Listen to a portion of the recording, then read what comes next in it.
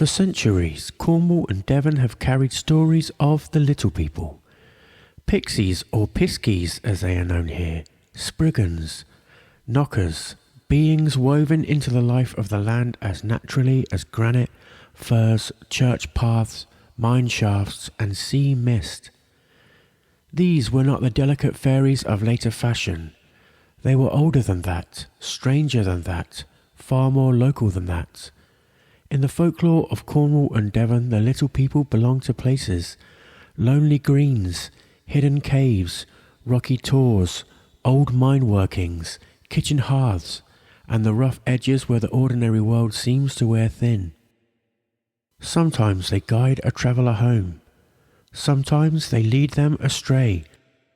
Sometimes they help. Sometimes they punish mockery, greed or trespasses. And I've always held a fascination with them, their ambiguity and how closely connected to Cornish folklore they are. I remember being in Linton as a young lad playing a tin whistle, and an old lady said to me, "Don't play that, you'll have the Pixies out." So we have a weird dichotomy. On the one hand, they are seen as a blessing, but also there is a sense of danger, like messing with the forces of luck itself. So we walk into that older country and tell some classic folklore stories, some of which were found in the incredible book on West Country folklore called Popular Romances of the West of England, written by Robert Hunt and published in 1865. Robert was a Plymouth Victorian scientist, interested in mineralogy. He was an antiquarian and amateur poet and an early pioneer of photography. He settled in Cornwall due to ill health, and the book is a compilation of classic Cornish and Devonshire folklore comprised of stories and tales. And so we travel into Cornwall, a place of lantern lights, hidden gardens, fairy funerals and laughter lost in the wind. And into Devon of ringing stones, whirling dances, cave dwellers and the Pixies of the Moor, not to prove but to listen.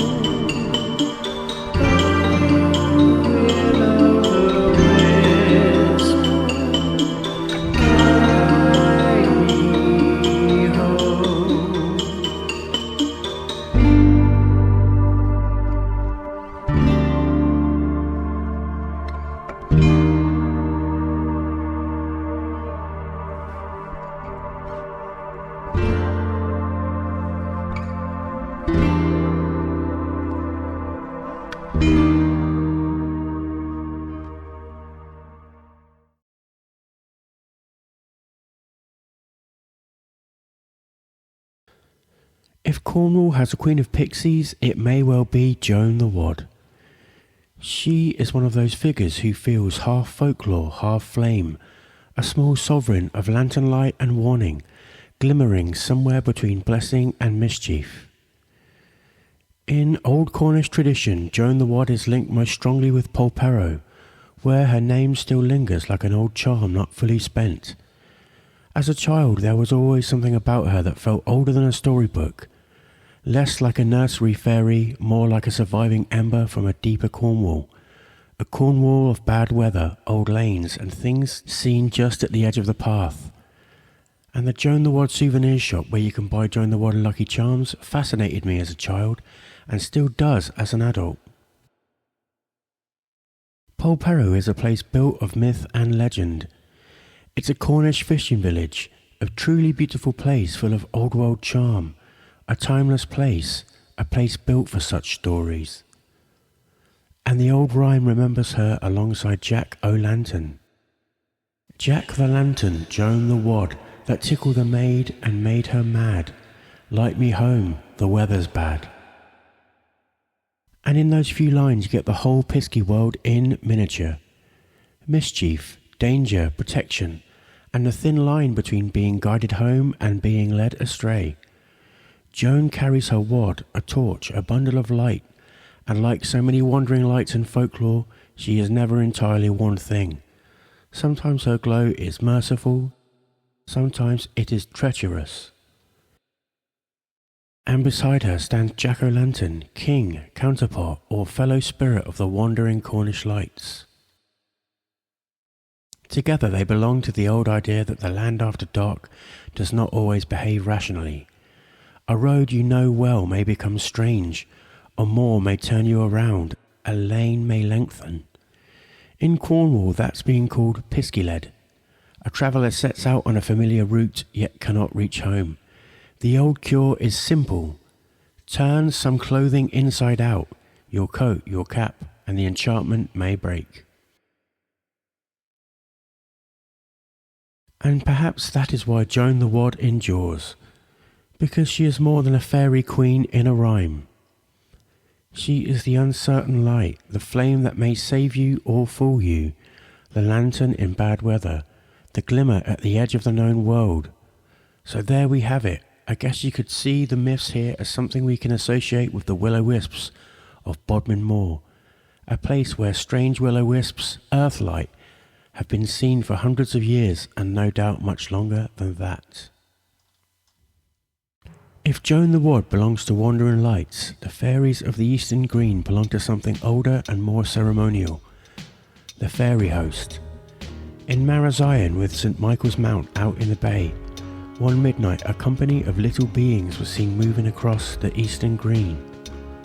Not one fairy glimpsed in passing, but a procession of fairies, a host of small people in red jackets and red caps, armed with bows and spears, moving through the night with musicians among them, bagpipers and drummers sounding them onward like a tiny war band or a royal company from another order of the world. They were seen by smugglers. Among them was Tom Warren, who made the old mistake folklore always warns against. He answered the uncanny with mockery. He shouted after them, threatening to shave their beards off. The local people were horrified because in Cornwall the rule is simple. You do not insult the little people. The army of fairies turned around and started towards the two smugglers, Spriggans growing larger, and they were pelted with stones, which they later said were like hot coals. The two men escaped in their boats, and according to the tale, they were never seen there again. That fact itself is considered unlucky. Don't mess with the forces of luck and favour.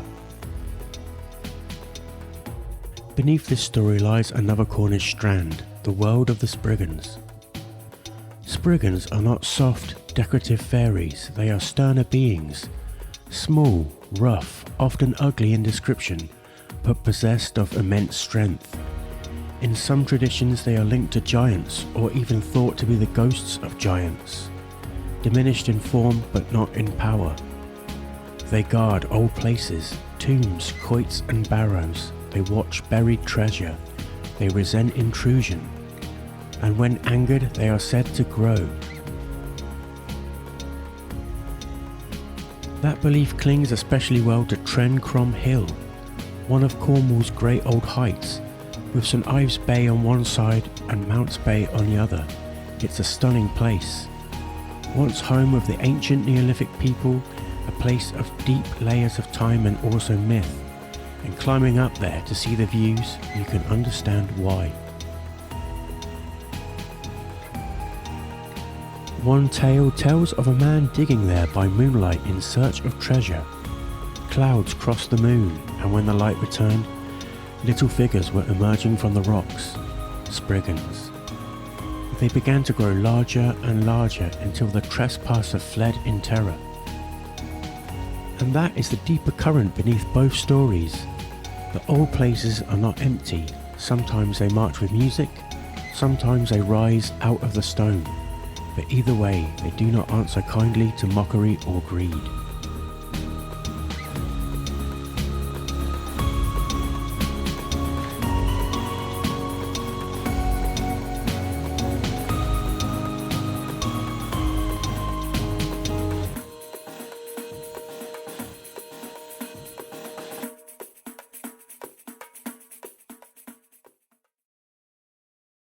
Not every Pisky story begins with fear. Some begin almost like comedy, with a man out cutting furs on a hill and coming back with something he never meant to catch.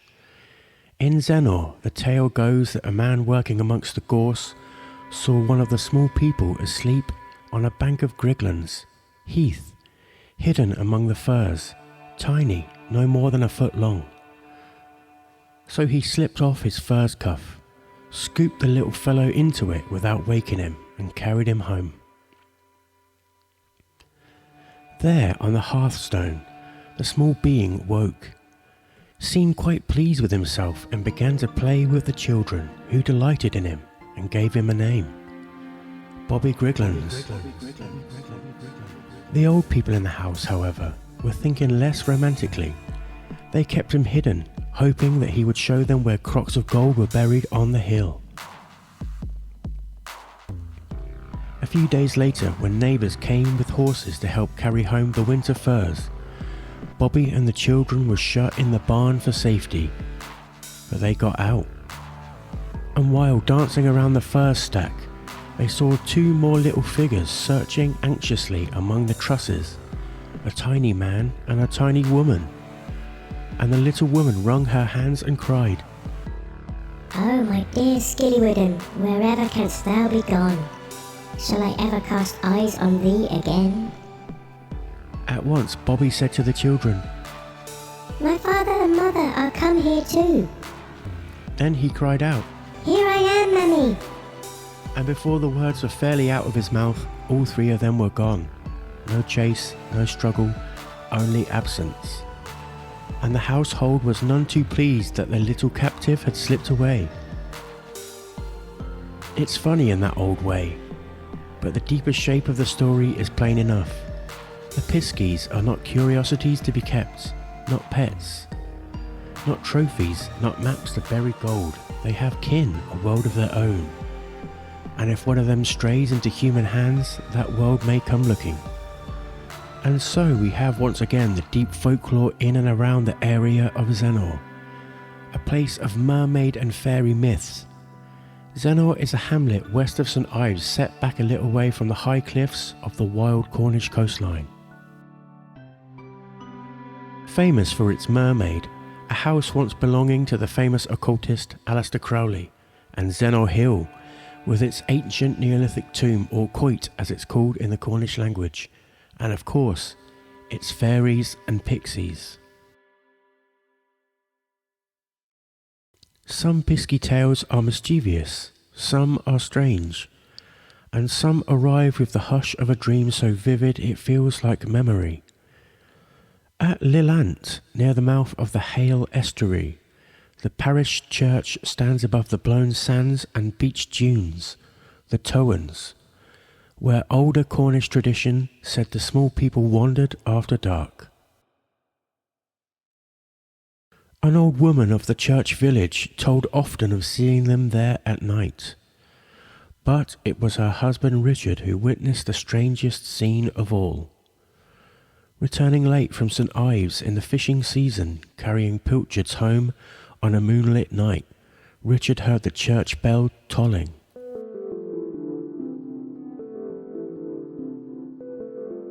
But something was wrong with the sound. It was not the clear bell of day, but dull and heavy as though muffled.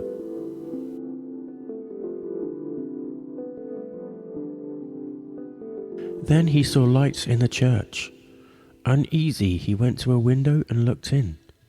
At first he could make out nothing clearly. Then, moving along the centre aisle, he saw a funeral procession.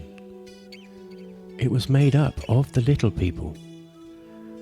They wore no black mourning. Instead, they were adorned with wreaths of little roses and carried branches of blossoming myrtle, as if grief in their world had its own colours and rites. Then came the bier. Upon it lay the body of a tiny woman, no larger than the smallest doll. Yet her face was of extraordinary beauty. Richard said she looked like a dead seraph. Near the altar, a little grave was dug beside the sacramental table.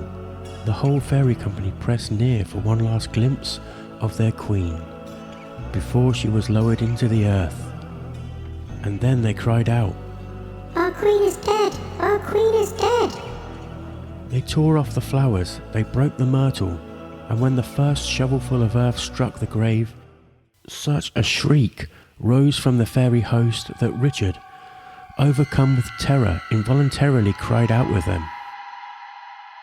At once the lights were extinguished. The fairies scattered in panic through the dark, many striking at him with sharp instruments as they fled, and Richard ran for his life. It is one of the strangest of all Cornish tales, because here the little people are not dancing, not tricking, not luring, but mourning. For one night at Lelant, St. Uni's church became a place where the two worlds touched. Now I wonder if there is a hidden message in the story of some kind, whether or not there is something buried in or around the church, or something important in an ancient tomb there. There is a feeling in Cornwall that sometimes old churches hold old mysteries.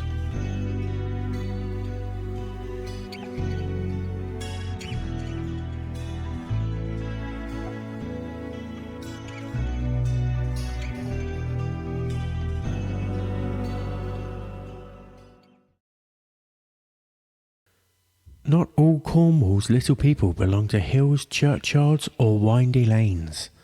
Some belong underground, deep beneath the fields and headlands, in the black arteries of the tin mines.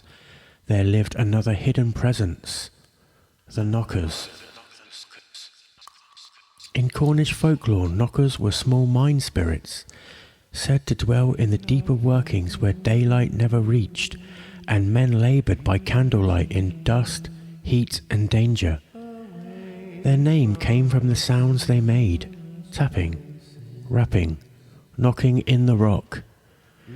To some miners these knocks were warnings, that the ground was shifting, that a fall might be near. To others they were hints that a rich seam of tin lay close at hand. But the Knockers, like so many hidden folk, were never simply good or bad. They had to be respected. If treated well, they might guide or warn. If insulted or neglected, they could hide tools, steal food, or lead men into trouble. This is not ornamental folklore. It is working folklore, calloused hand folklore. The belief of people who made their living in the earth and knew that the earth could kill them.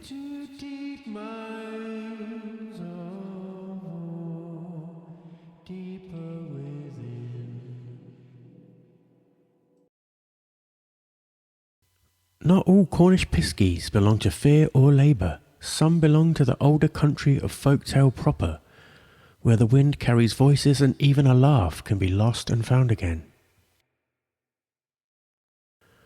One of the loveliest of these stories is the tale of Omfra, a Pisky of Trevose Head, a wild peninsula sticking out in the north coast of Cornwall. It begins with dancing.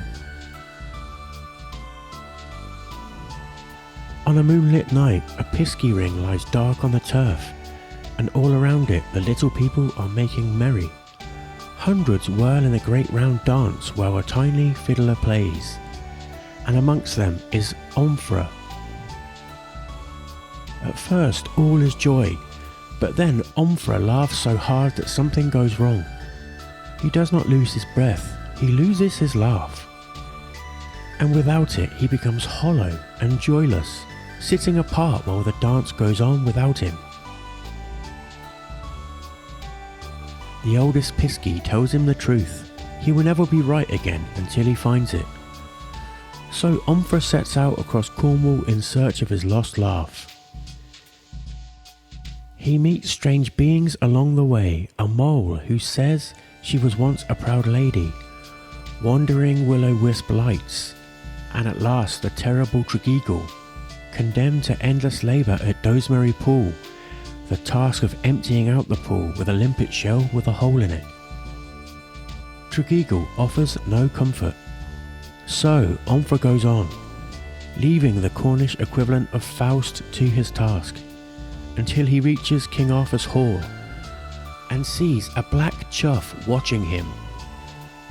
The bird, in true Cornish fashion, is King Arthur himself, changed by Merlin. Arthur tells Omfra that the wind once carried past him a strange sound, giggling and chuckling, and he trapped it beneath a stone. Arthur lifts the stone, and out bursts the laugh. And Omfra, quick as he can, catches it in his open mouth before it escapes again.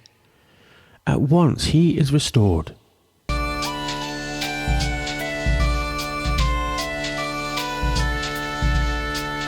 He returns to Trevose Head, and the Pisky ring wakes again into music. It is a marvellous tale because its treasure is not gold nor sword nor crown. It is a laugh. A thing light as air, yet important enough to cross Cornwall for. The story is an old folk tale, well recounted and even at one time turned into a play.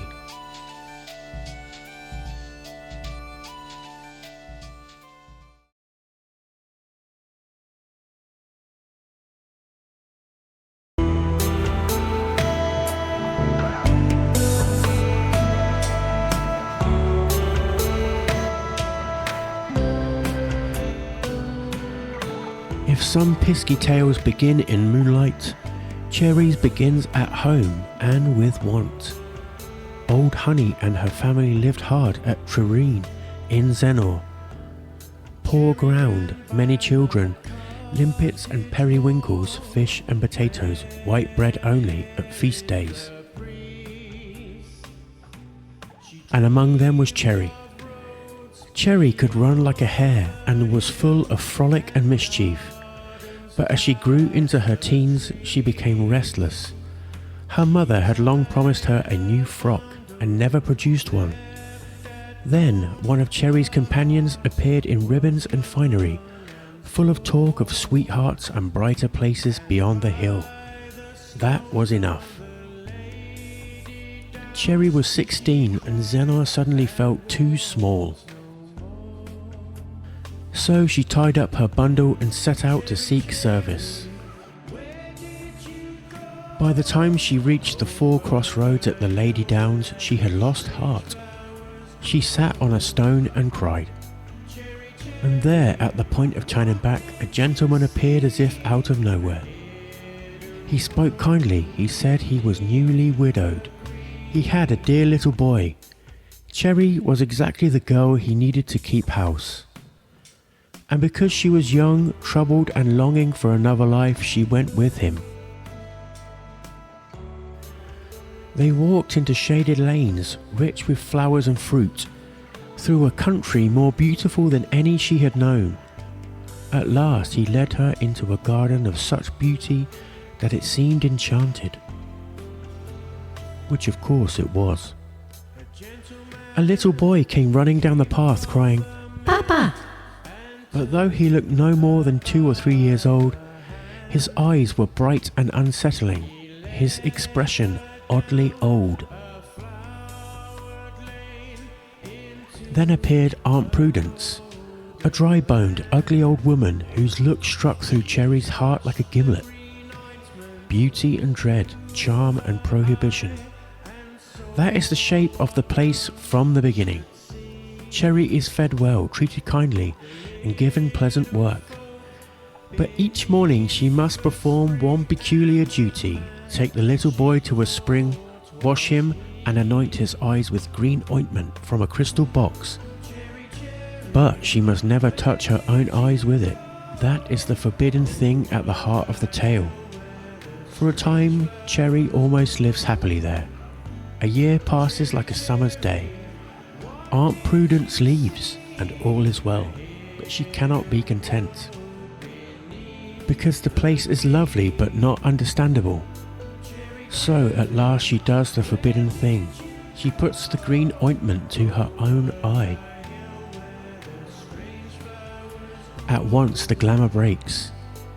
She sees hundreds of little people beneath the water, and among them her handsome master. No ordinary gentleman, but one of them. She sees the garden alive with hidden beings among the flowers and trees. She sees the master kissing a fairy woman. The whole place changes. The hidden country had been there all along. From then on the story darkens. At last, when her master bends to kiss her, she strikes him and tells him to kiss the small people like himself. So he knows at once what she has done. With sorrow more than rage, he tells her she must go. Before dawn he leads her back through mile upon mile of narrow ways, and at daybreak leaves her seated on a granite stone on the Lady Downs.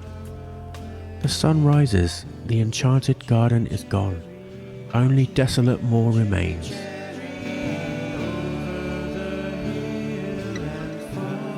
Cherry returns home. The family first think she is a ghost. Eventually she tells her tale and is believed, only slowly because she never varies her story, but the cost remains. It is said she was never afterwards right in her mind, and on moonlit nights she wandered back to the Lady Downs, looking for the master who had led her into that beautiful place below the world.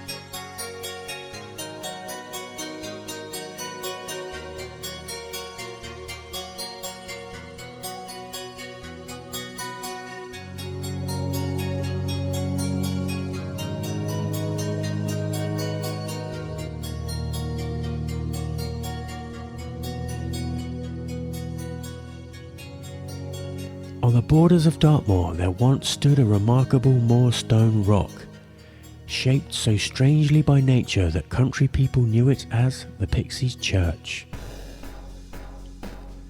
It looked, they said, like a little Gothic church with a tower. It stood within a pixie ring, and people said that if you pressed your ear against it on a Sunday or at the chiming hours, you could hear a faint tinkling from within, like distant church bells. So the place was not merely a rock, it was understood to be inhabited, loved by the Pixies. And then a rich old farmer wanting stone for new buildings decided to dismantle it.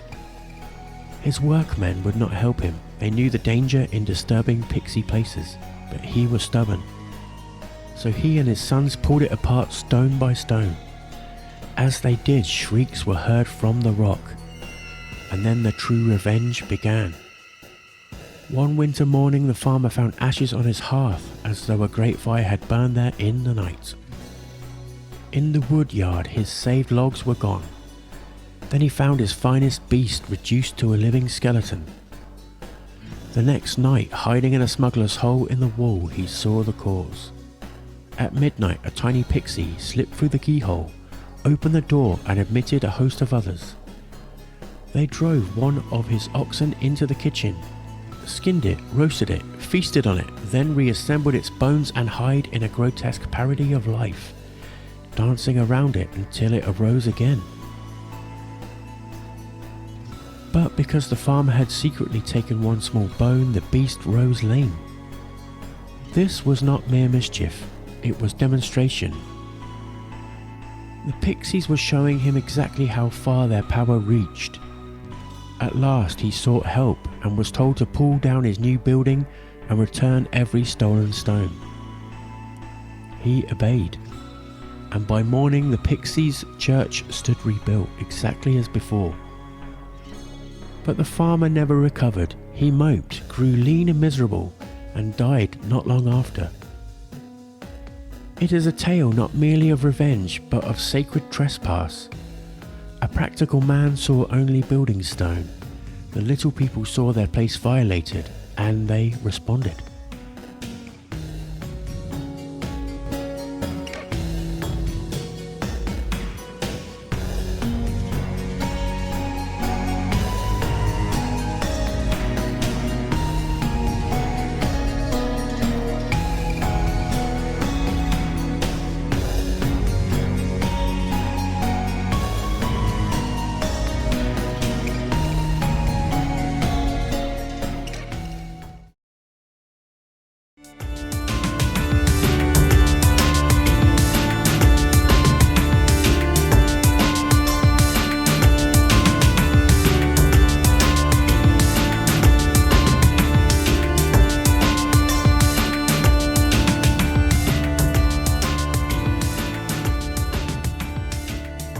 Chudleigh Rocks, the old lore gathers around a cavern long known as Pixies Hole or Pixies Parlour. And as so often in Devon, the story begins with the place before the event. A cave in the rock, a name passed down, a landscape already half enchanted. One old report tells of a man returning home over the hill above the cavern on a moonlit night. He had been drinking heavily. As he crossed the high ground, he heard sweet music in the dark.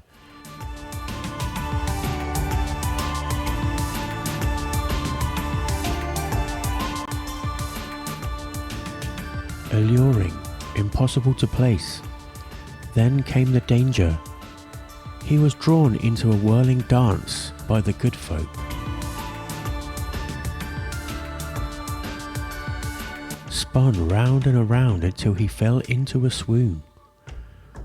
When he recovered, he found his way home, but he soon took to his bed after and died not long afterwards. The printed source that preserves the tale offers a rational explanation as well. Drink, illness, delirium. And that tension is exactly what makes the story linger. On one side, the old folklore of moonlit music and perilous dancing. on the other the instinct to diagnose and explain. Neither fully erases the other. Pixie's whole remains Pixie's whole, and the tale keeps its shape. A moonlit hill, music without a musician, a man drawn out of himself, and a dance that does not end as merrily as it begins.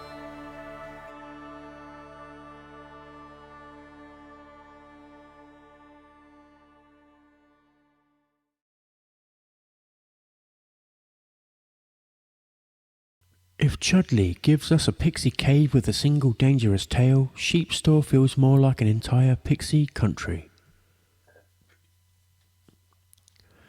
The Tor rises above valleys, streams and Burrator Reservoir, and old workings on the edge of Dartmoor, and it is easy to see why folklore gathered there so naturally. Tradition long held that the little people lived in the caverns and hidden places of Sheepstor, and that one cave there was an entrance to their underground world. One story tells of a labourer who, passing old mine workings late one evening, heard voices where no one should have been. Looking down into a deep gully, he saw a host of Piskies at work with picks and shovels. When one cried out it was time for supper, the hungry man foolishly asked to join them. At once he was swept along and thrust into a great hall underground. But the feast laid out before him was no human feast, only tiny dishes of berries, nuts and honey. Disappointed and clumsy, he knocked over the Piskies' kettle. The Piskies fell silent, then pronounced judgment. No supper, no gold. And he was thrown out again, tired, bewildered, and none the richer.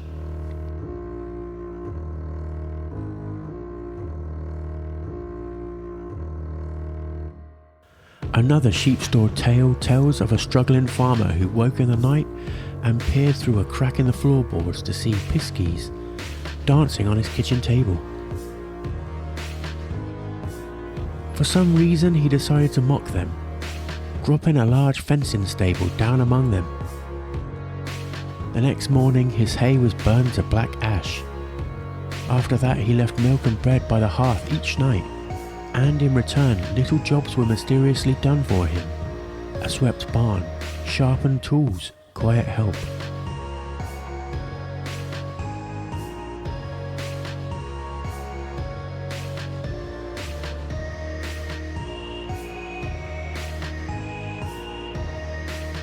And then there is the darkest Sheepstor tale of all, the miner who discovered a Pisky cutting gold underground. Stole the nuggets the little fellow could not carry, and died when the shaft collapsed around him. Taken together, the Sheepstor stories present the little people not merely as dancers or pranksters, but as miners, helpers, bargainers and guardians of hidden wealth beneath the Tor.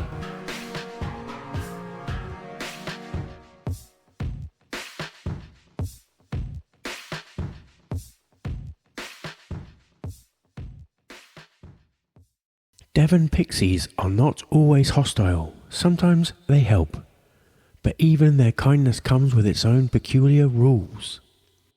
Amongst the older Devon tales is the story of a hidden household helper. A ragged little pixie who secretly took on part of an old woman's work by night. In one version it is spinning, in another washing, but the shape of the story is the same. The old woman, seeing how shabby the pixie was clothed, decided to reward it. She laid out smart new clothes, no bigger than those made for a doll. And when the pixie returned, it put them on at once, delighted. And then it cried out, Pixie fine, pixie gay, pixie now will run away. And away it went, never to help again. That is fairy logic in miniature. The gift is not rejected, the pixie is pleased, and yet the relationship ends. A kindness that by human standards ought to deepen the bond instead breaks it. Even Devon Pixies, when helpful, remain their own people. Not all Devon Pixies appear as dancers in rings or helpers in kitchens. Sometimes they come in stranger form than that. In one Dartmoor tradition, pixies were said to look like bundles of rags. Shapeless, shabby, uncanny things that might seem ordinary by daylight and altogether different in the dark.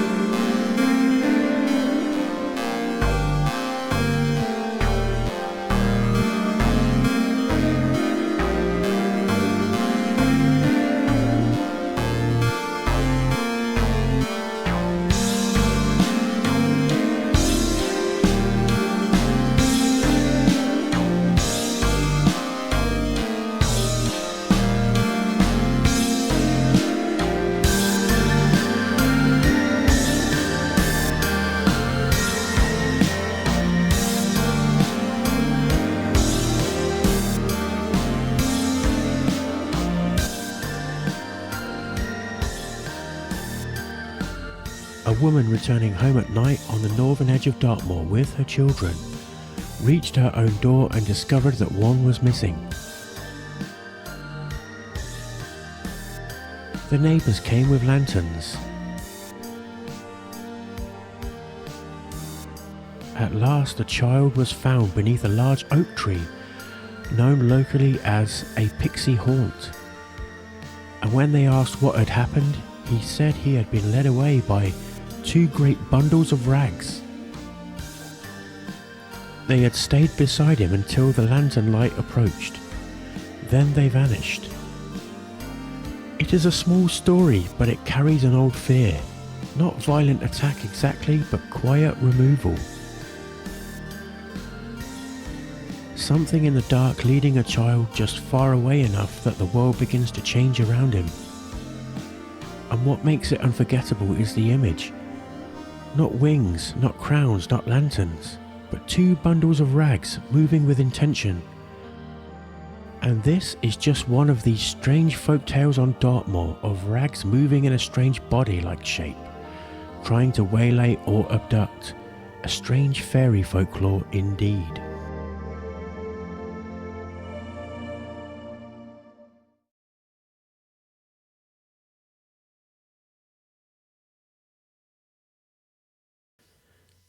Taken together, the Devon stories feel rougher than the Cornish ones. Here, the pixies are not easily separated from the landscape. They are in the piled granite, the strange acoustics of caves, the weather crossing Dartmoor, the old conviction that certain places answer back when disturbed. Because Devon pixies can be generous, but they can also punish, mislead, lure, mock and vanish. And what survives in these tales is a way of feeling the land. That Dartmoor and its edges are not empty. That the old rocks are not mute. And that somewhere between tor, cave, oak and hearth, the Pixies of Devon remain small, elusive and wholly at home in a country older than it looks.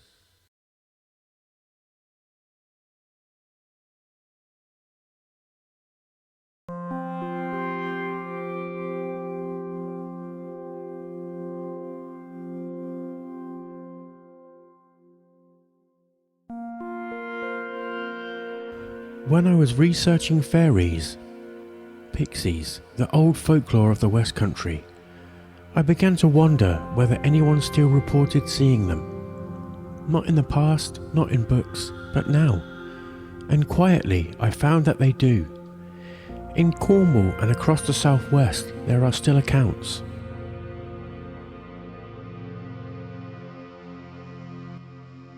Near Polperro, a small gnome-like figure was seen in a lane.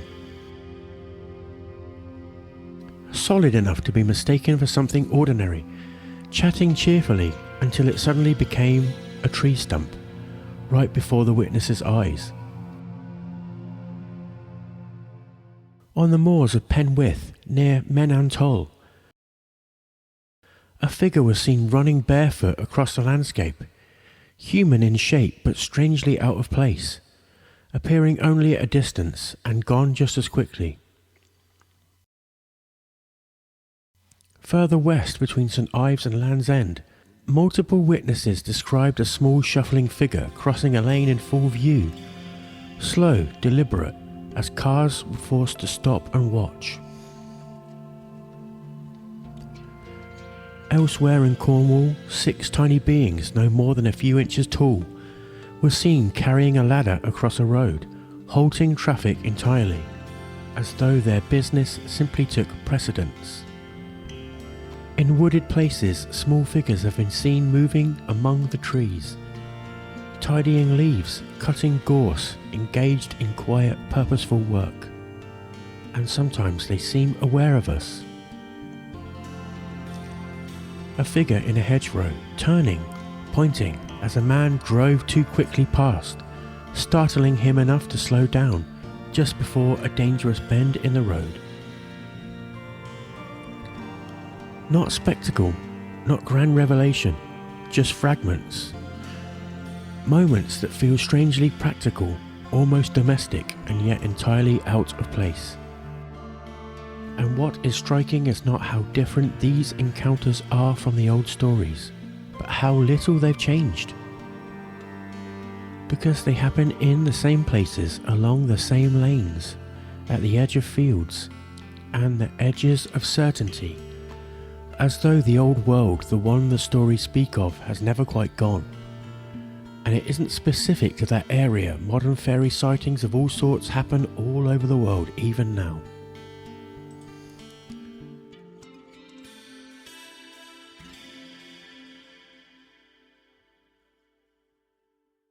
So, what do these stories leave us with once the lanterns have gone out and the last moor light has faded from the stone?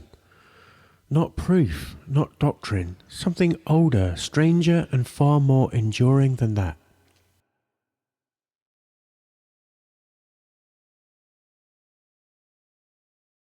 Across Cornwall and Devon, the Pixies and Piskies of Folklore are never quite one thing. In Cornwall they move through churchyards, mines, hidden gardens, cliff paths and moonlit greens. In Devon they cling to tors, caves, kitchen hearths, oak trees and the rough body of the moor. Again and again the tales bind them to place, and perhaps that is the real heart of it. These are not imported fairies from drawing room fancy.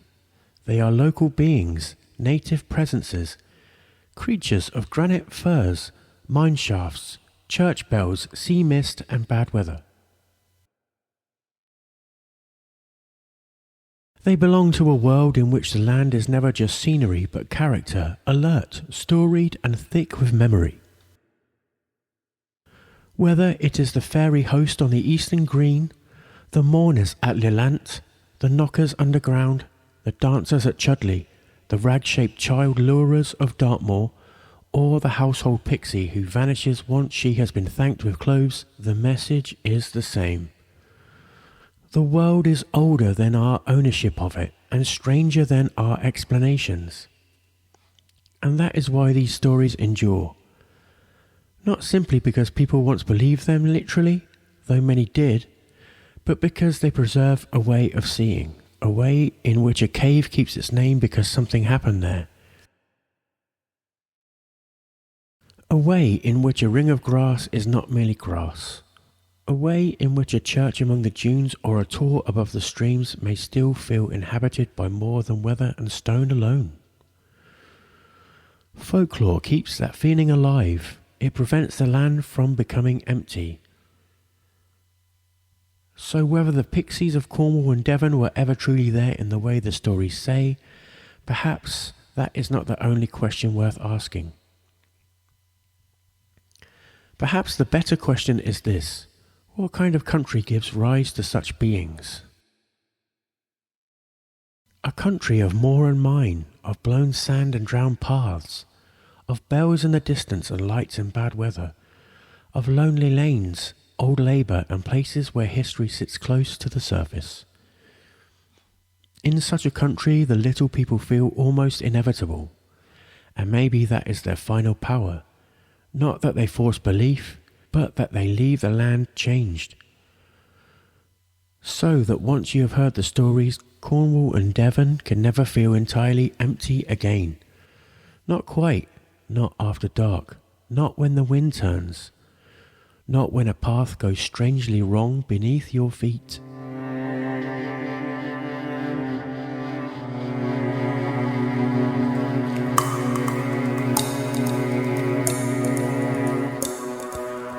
We knock for you, we lead you away from the dangerous places. We lead you towards and deep mines of tin. We lead you without, we lead you within.